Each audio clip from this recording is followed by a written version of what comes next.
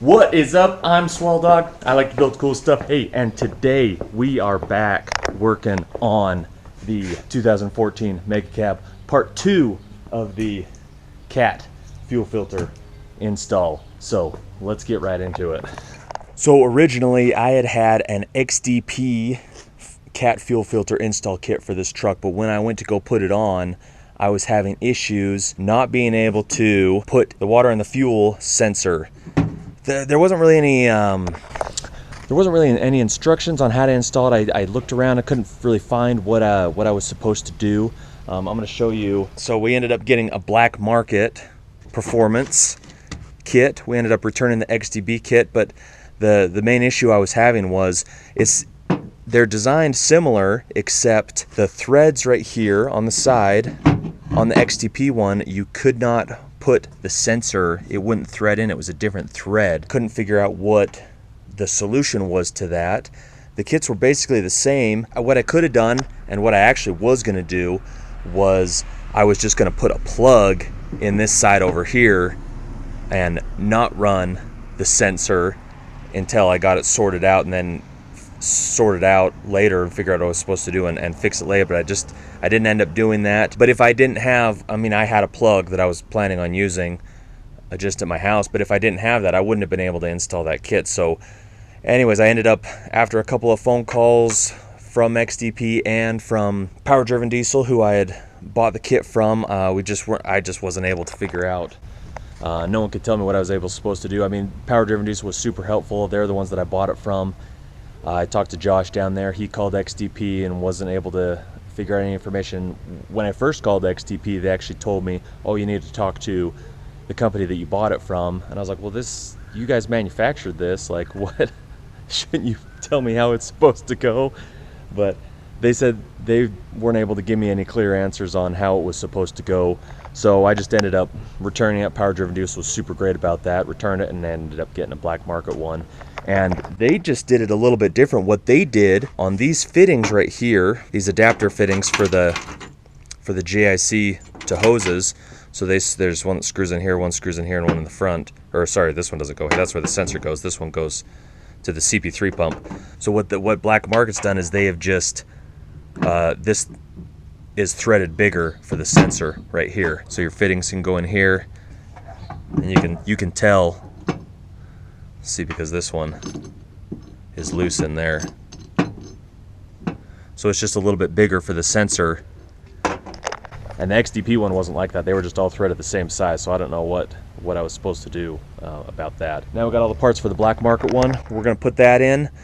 This is basically all it comes with. This is the rear. This is just the factory rear filter. I'm going to change that too while I'm at it. Something else I'm going to do is it comes with this plug right here on top for fuel pressure from the lift pump, and I'm actually going to take out that little plug and I'm going to put this guy in right here so I can hook up a gauge if I need to for troubleshooting, and then eventually if I get some kind of a monitoring device that I'll wire in a actual sensor for the device to monitor fuel pressure. But for now, we'll just put this plug in. So if I need to check fuel pressure, I can check fuel pressure. Anyways, let's get installing.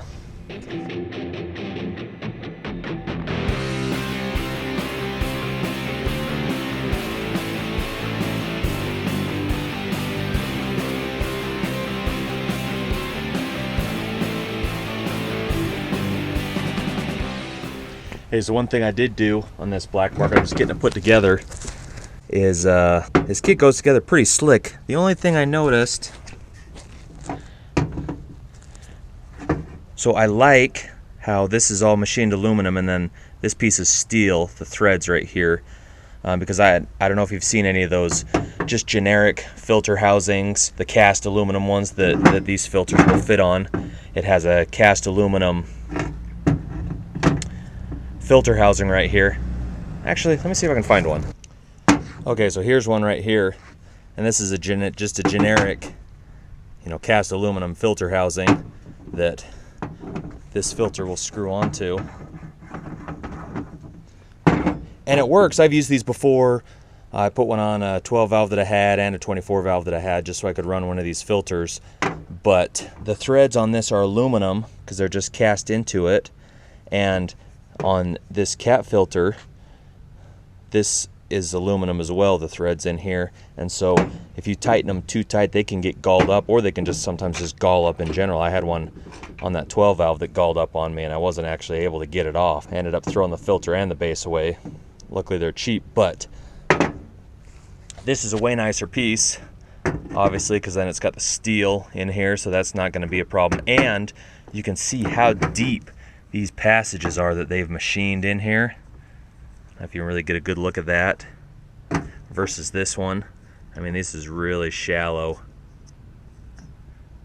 versus this. And when you're talking that this filter, it's going to seal up right here next to the surface, there's not much room here. You know, when that's tightened up between these holes and the top of this for the fluid to flow through versus way bigger on this one. So I really dig that.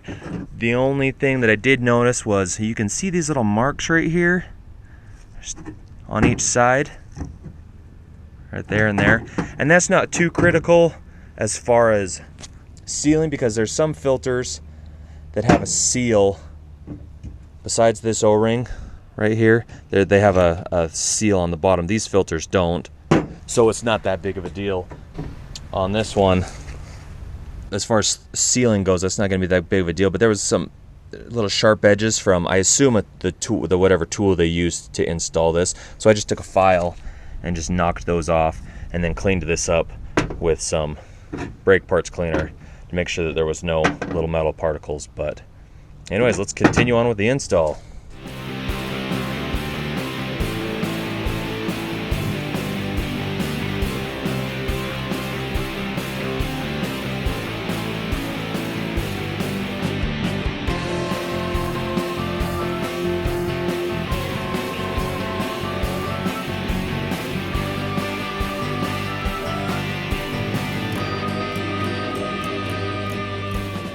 All right, well, got her back together, and what a pain. I wasn't filming that last little bit. I kind of run into an issue. Well, let me show you. So I got her installed down in there. Got my gauge hooked up. So we're just gonna double check fuel pressure before we try to start it, make sure it's all primed. Got that one in the back changed as well. I'll just show you. Go. So this is the one out of the back. There's a sensor on the bottom, and then just screws in. So change that, and this is the one we replaced, the factory one. And the issue we ran into is, so this is the line that goes out of the bottom here and goes to your CP3 pump. This is the one that comes from the back, from the fuel pump. Well, it comes and it's got a 90 on it, and the fitting that goes right here has a red locking clip that you undo, and then a gray clip that you slide back that locks it into place. Well, the red locking clip busted last time when I pulled this off for the XTP to install that one. But this time when I popped that gray clip back, it fell, and I don't know where it went. I spent a while looking for it.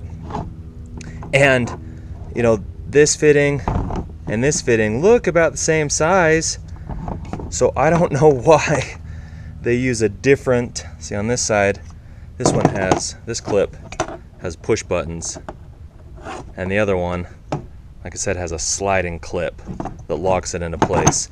So I don't know why they make those different, because I could have just pulled the clip off of this one and used it for the back one, like off of this fitting, but they're not the same. Or if the back one just used these push buttons, I wouldn't have lost the clip. I called the dealership, and they actually don't sell just the clips. You have to buy the whole fuel line. Regular auto parts store, they have like some generic clips maybe. I was gonna go try to match one up. I might do that later, but for now what I did is I made, I don't know if it's gonna leak or not. We're gonna see if it leaks. But I got some stainless steel TIG rod, I think it's 332.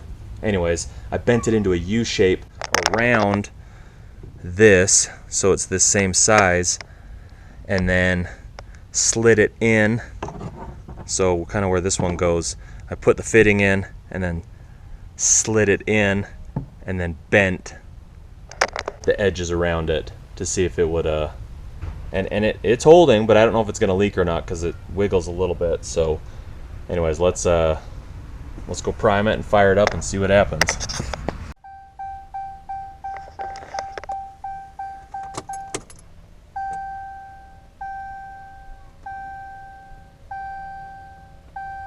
Can hear it priming.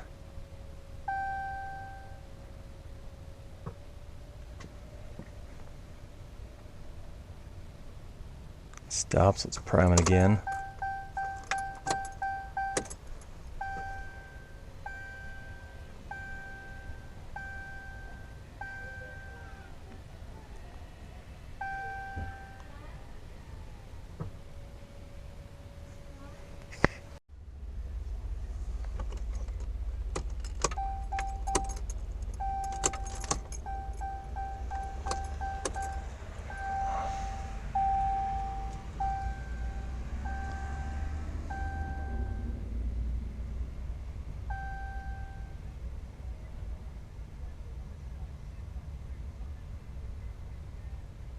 Alright, I think we're getting enough pressure now.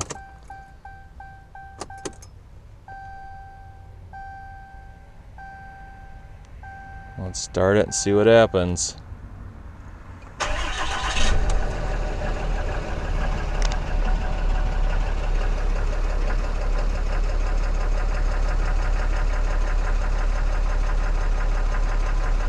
We got about 10.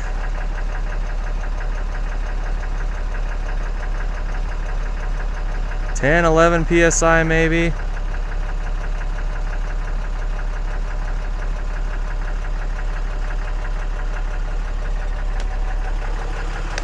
Let's see if we're getting any leaks.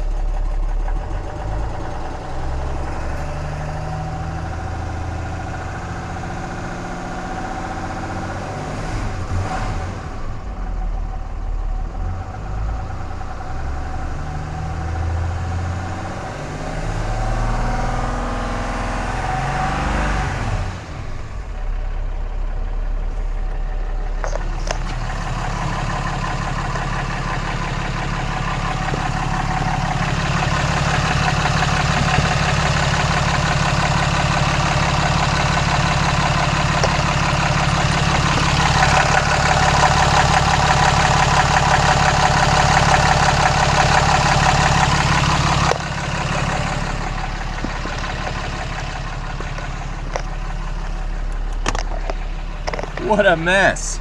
All right, well, that's about it. She looks good for now. Hopefully it holds out, and hopefully I can find one of those clips without having to buy the whole new fuel line. So anyways, if you like this video, give it a thumbs up, subscribe if you want to see more content like this, and now go build something cool. Hey, quick update. It's been 2 days since I put this fuel filter housing on. It's been working great. So I actually found the clip after I got it installed, I fired it up, I backed it up a little bit, decided to take one last look under there, and I found this little clip right between the engine block and the starter motor, and I was able to fish it out with the pick. But I haven't put it on yet. I've just been running that clip that I made. I actually ended up making a different one. So this is the first one I made out of the piece of stainless 3/32 TIG rod, and it looked like it was a little too loose. I ended up building another one out of 1/8 inch and slid it in before I was able to find this clip, and it's been holding up for 2 days. But I'm going to pop that back out. I'm going to put this guy back in, and this clip, so this clip actually isn't supposed to come out. It's supposed to just slide back. I don't know why it popped out, but it looks like, just looking at the clip, on the one side, I don't know if you can see that, but there's a little bevel on the corners on this right there, and then there's not one on this side. So I'm assuming that it goes in this way. This is the bevel goes on the top, so that when you slide the hose, the new hose in, it hits the bevel to slide it in, and then the more the sharper corners on this side will help lock it in, keep it from popping back out. So I'm gonna put that in, and then I also had to build a I